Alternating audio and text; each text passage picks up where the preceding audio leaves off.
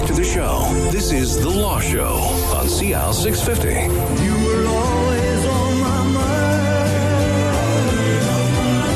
Hey, it is The Law Show on CL 650. We're talking about the anatomy of brain injury. Joe Murphy, lawyer at MurphyBattista in Vancouver, and Liz Barron, the secretary of the BC Brain Injury Association, joining me in studio today. And we're talking about the community programs, what you need when you've had a traumatic brain injury. And Joe, you were saying that in your experience dealing with clients of yours, what are the sort of basics that most people are going to require in your expertise? I think the basic and the family and the person with a brain injury needs education. They need to understand what's happening. And we talked earlier about the fact that the person with a brain injury often has very limited or no insight into problems, changes. So they need to understand that. And that's a process. That's not something that you learn in an hour or two. The family, their world, their coworkers need to understand that, because they need to understand their ability to understand things, their ability to deal with stress, their ability to remember. One of the most common problems following a brain injury for a person who has ongoing problems is their short-term memory is not very good. They'll forget where they put their keys. They'll forget an appointment. They'll go to the store and forget to buy one of the 3 items. They will forget that someone's phoned and left a message. And for people that live with them, it's really frustrating, because you're depending on them to do and remember things, and they don't. And oftentimes the family thinks, well, they're doing this intentionally to drive us crazy. So we've all had those, what we call senior moments, where we say, we walk into the kitchen and you stand in the middle of the kitchen and you go, why am I here? Yes. Or you open the fridge and you're like, what did I open the fridge for? Fortunately, that for the average person doesn't happen too often, but with a brain injury, it suddenly becomes quite frequent. So if you before forgot 1 in 30 things, maybe that's average, now you're going to forget maybe 3 or 4 of 30 things. And it's a difference, and it's frustrating for the person, and it's frustrating for the family. So, Liz, what is the intensive rehab day program? The Intensive Rehab Day Program is a program based out of GF Strong. Mm-hmm. Just off Oak Street, right? That's right, yeah. So it's a newer model, and I think one that's quite successful in terms of when people have a brain injury and they're unable to leave hospital, they can access a full complement of rehabilitation, physical therapy, occupational therapy, speech therapy, psychology, and so on, in hospital as an inpatient, which means they can access that on a daily basis.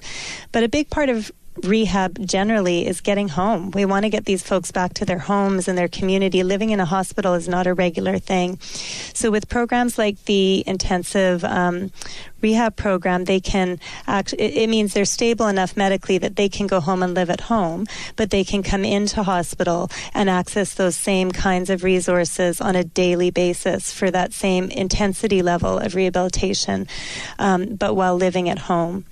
And then typically that's a short-term program, depending on each client varies, but it's not something that you would be in for years. It's a series of months. Is this something that Joe was touching on, a lot of people who do come back and become themselves again after a few months?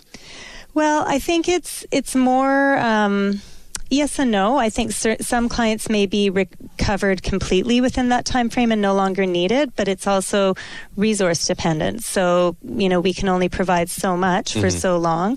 And then as clients are completing that program, they can access some resources in their communities. So they could access a case manager at their local health unit, for example. And there are some resources as well in the community in the way of rehabilitative supports. But there's never enough. There's never enough dollars in the kitty to go around, right? No, there's really not. So, again, that's a piece where I think as a community we need to be getting more creative about how to build and develop resources around these clients, in part health. But one thing I find quite often with clients and families is there's a desperation and a sense that a brain injury means constant connection to health care forevermore. And I understand that because it is a medical injury in the beginning. But as life goes on, we're really trying to promote getting back to life for these clients, which means you don't need to be going to a hospital to get your care, or a doctor, or even necessarily a rehab therapist. It's about creating programs in our community that help with understanding of brain injury and help clients, even at their local Starbucks, if that's what they want to do, but they can't remember their order. Maybe they can't communicate what they'd like to order. It's working with those local businesses and community to help them understand, so we can... And that's something you might only have to do once or twice. Exactly. Right, I understand. So you have an event coming up next month, right? We do. So on March 3rd, we are celebrating 10 of the top services that we're providing for brain injury in British Columbia right now. And that's going to be at the Coast Cole Harbour from 4:30 to 7 on the 3rd of March, as I said. And tickets are open to the public for that as well. We're going to have a cross-provincial audience, and it should be a really fun time. But anyone who wants to come is welcome to buy tickets online at brainstreams.ca, which is our website. Liz, what day of the week is March the 3rd? I'm pretty sure it's a Thursday. I'll find out. I'll look it up on my computer. We usually host this on a Thursday. We've had this event several years now, and it's usually a really good opportunity to learn and build community around brain injuries. So you've got a good memory. It is a Thursday. Yeah, we usually try Speaking of memory, keep it away from the weekends. But yeah, I would encourage people to come out and learn and network. We've had support from the BC Lions in the past and the Vancouver Canucks. We're trying to bring all areas, lawyers like MurphyBattista, who are supporting us as our primary sponsor, sports folks coming out, medical people coming out, people who've survived a brain injury, families. It's a really interesting audience. Can you give me that stat again? It was children and adults under 45. Mm-hmm. What is the stat again? That brain injury is the number one killer and disabler of children and adults under the age of 45. And what is the number one cause of that? There are a number of causes, as we've talked about. So that's including congenital, children who could be born with cerebral palsy. Right. That's including all internal ones, like brain tumors, stroke, internal sources of injury, as well as all external sources of injury, like motor vehicle accidents, falls, sports-induced concussions, so many things. My guess would be car accidents. Probably the most common cause of those, but there's, as Liz said, there's so many other ways that particularly children can suffer brain injuries at birth. The kids with cerebral palsy that are affected for life. You see some of them and you think, oh my God, their whole life is different because of this injury at birth, usually from an oxygen deprivation, but sometimes they don't know what the cause was. But really tragic. They're just little tykes, and they're fighting an uphill battle from then on to and function. Their parents too. They never get off the clock. I mean, I have some neighbors with a child that's in this situation, and the parents, it just wears them down. I mean, it's 24-hour care, and they are. And she's a physician, and it's heartbreaking to watch for them and the child.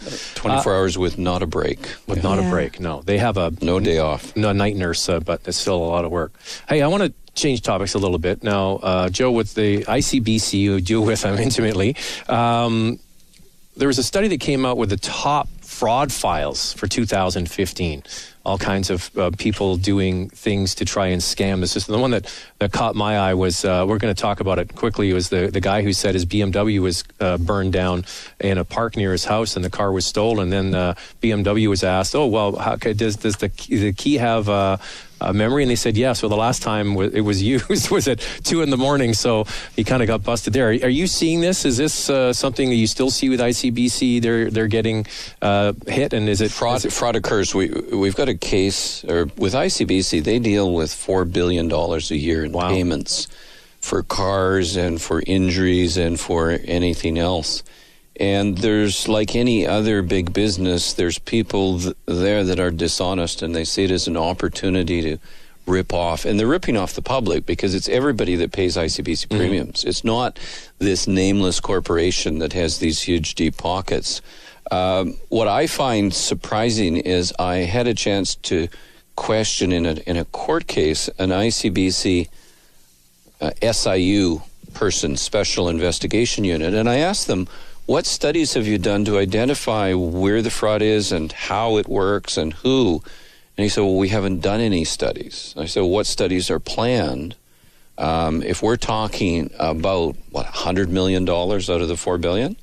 And he said, well, we haven't planned any studies. And I said, well, what are you doing? And the answer was, well, we're keeping our eyes open. So fraud is bad. It affects everyone. It costs everyone money. And I fully support ICBC in any of these programs that are designed to limit or avoid fraud. Everybody wins when that happens. Yeah, it's interesting. Some of these they're almost comical how primitive they are and they get caught. But I thought I would leave on that. It's been fascinating for me to talk about this subject, the anatomy of brain injury. Liz Barron, what's the best way to access the information that you can provide to people? Well, our website for BC Brain Injury is www.brainstreams.ca, and we've got a lot of information on there that can help educate people on brain injury, as well as some videos. And I would suggest people just have a look there and consider joining us on the 3rd of March if they're keen. Thank you very much. And Joe Murphy, MurphyBattista, the website is MurphyBattista.com. Thank you very much, both of you, for being with us here on Super Bowl Sunday. We will be back soon with The Law Show. I'm Zach Spencer. Thanks for tuning in, and we'll speak to you next time right here on CL 650.